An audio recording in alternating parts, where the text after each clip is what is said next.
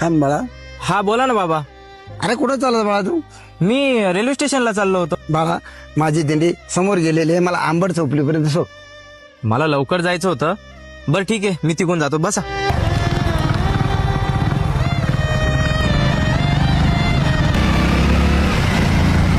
बाळा इथं थांब. बाबा इथं आंबड चौपली पण नाहीये आणि तुमची दिंडी कुठे दिसतीये तुम्हाला इथं? माझी दिंडी तर लांबपर्यंत गेली बाळा, मला आंबटपर्यंत सोड. अहो बाबा 10 मिनिटावर माझी ट्रेन आहे आणि आंबड आहे नाही तू 25-30 किलोमीटर लांब आहे. मी कसं सोडू? अहो बाबा ऐका ना. बाळा कसाही कर, मला आंबटपर्यंत सोड. ए बाळा, अहो बाबा. हा लगन बोल ना. कुठे रेडी? वारकरी बाबा आहे, त्यांना पंढरपूरला जायचं होतं तर मी रस्त्यावर लिफ्ट दिली यार. अरे ते आता चाबी घेऊन बसले, ते म्हणते आंबडला सोड. 10 मिनिटं ट्रेन होती आता. बरं तेच थांब. हा ठीक आहे. बाबा माझे मित्र स्टेशनला आहेत, ते सोडतील तुम्हाला. तुम्ही चाबी द्या. बाळा मला तुझ्या सोबतच जायचं. अरे यार.